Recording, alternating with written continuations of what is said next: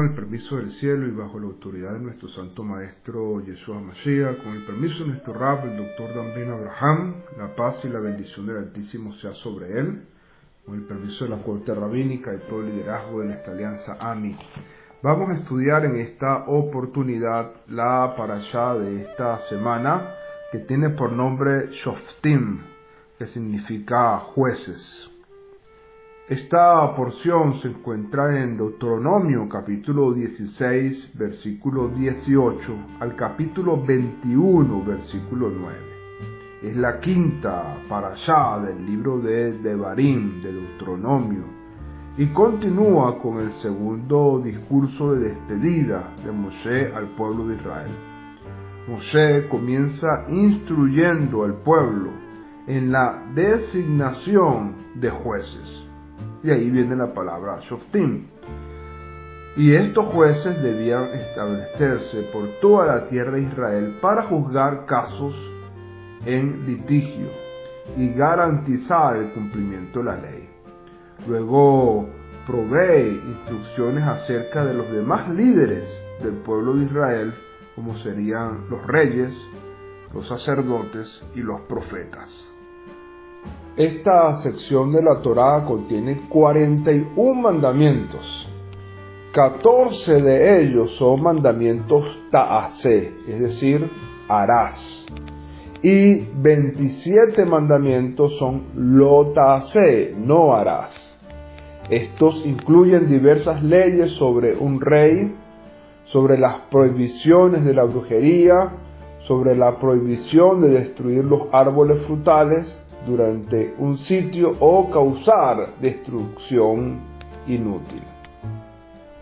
Por lo tanto, en esta parashá Moshe procedió a repasar las normas necesarias para asegurar las condiciones de una sociedad civilizada.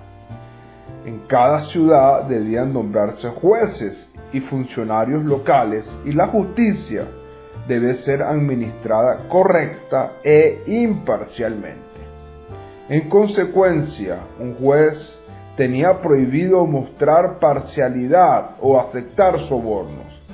Si un juez local encontraba un caso muy difícil de resolver, debía derivarlo a una autoridad superior, es decir, la Corte Suprema, en la cual estaban los Kohanim, con asiento en el tabernáculo o en el Mikdash, santuario.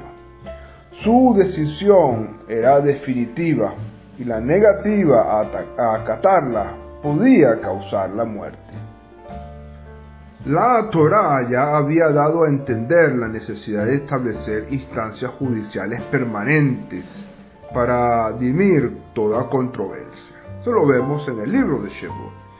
Y aquí la Torá da el mandato formal de que dichos tribunales sean institucionalizados en cada ciudad de la tierra de Israel, con un Sanedrín o un tribunal supremo para cada tribu.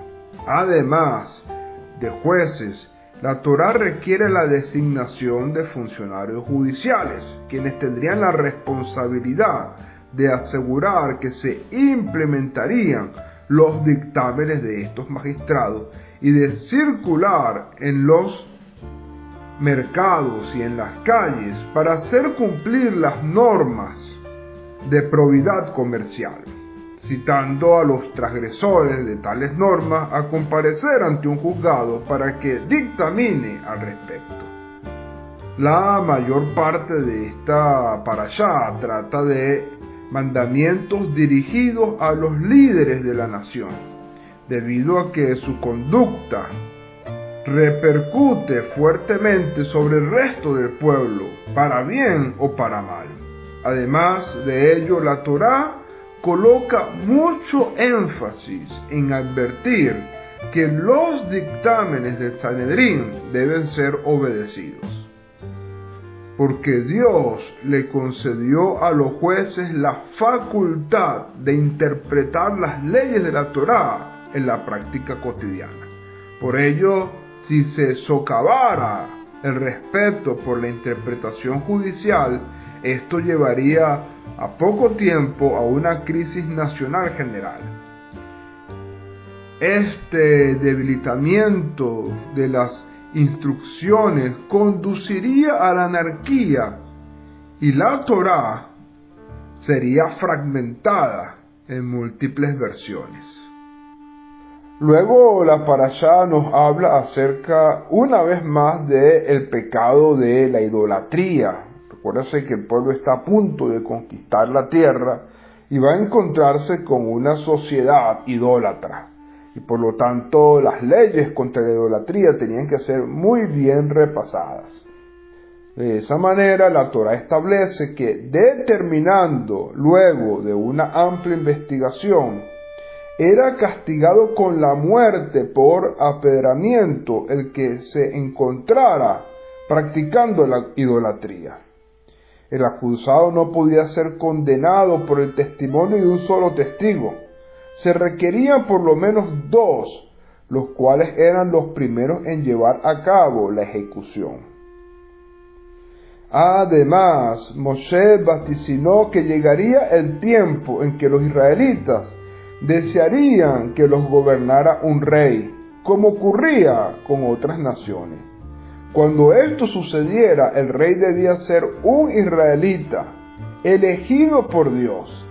No debía abusar de su poder para acopiar muchos caballos, mantener un harem o acumular grandes riquezas, y tenía que escribir una copia de la Torá, de modo que fuese temeroso de Hashem y observante de la Torá.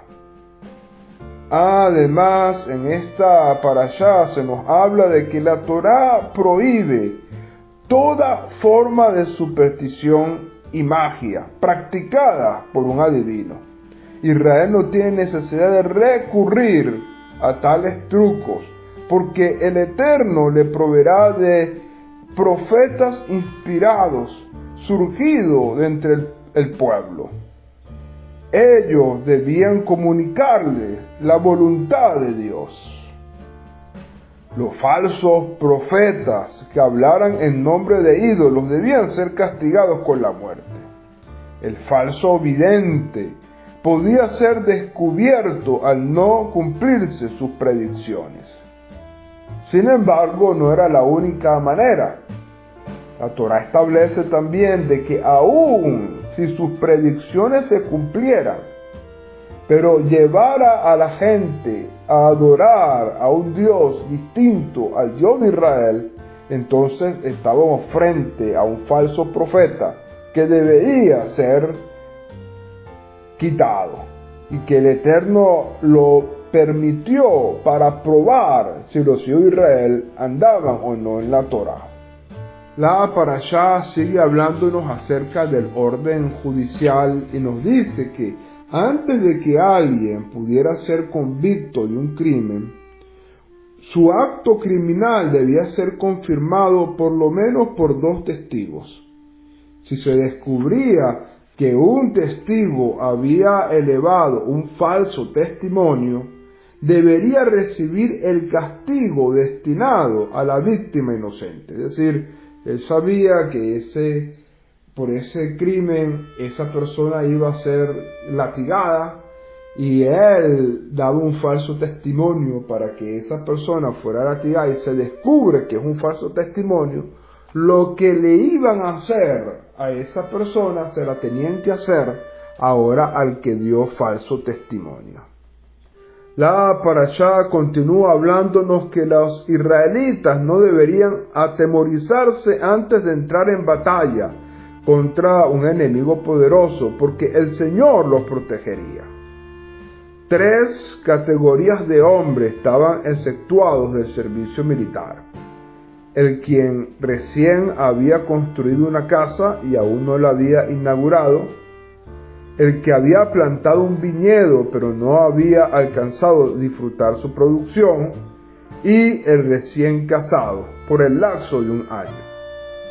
Finalmente, la parashá nos habla que antes de atacar a una ciudad hostil, Israel debía tratar de negociar una entrada pacífica. Solo si este intento pacífico fracasara, podía emprenderse la guerra. Si Israel vencía, todos los hombres del ejército enemigo debían ser ejecutados, pero sus mujeres e hijos debían ser dejados con vida. No debían destruirse los árboles frutales durante un asedio, si había otros árboles disponibles a fin de que continuaran beneficiando a los nuevos habitantes de la ciudad conquistada. Estas leyes, especialmente el tema de matar a todos los hombres y dejar con vida a las mujeres y niños, este tema era solamente para aquellas ciudades que no formaban parte de la tierra de la promesa, ya que la Torá establece de que las ciudades cananeas a las cuales Israel conquistaría para heredar esa tierra, debían destruir incluso hasta los animales. No podía dejar nada con vida. Pero aquí se está hablando de ciudades hostiles que no forman parte de la tierra de Israel, prometida a Israel, pero que en algún momento quisieron atacar a Israel, e Israel se defendía y por lo tanto podía atacar esas ciudades. Entonces ese es el contexto de estas ciudades que no forman parte de la conquista de la tierra prometida.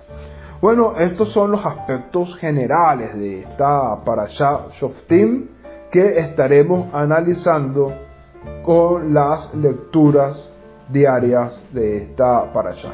Que el Eterno les bendiga y les guarde, y que la Torá del Eterno siempre esté en nuestras mentes y corazones. Shalom, Ubrahá.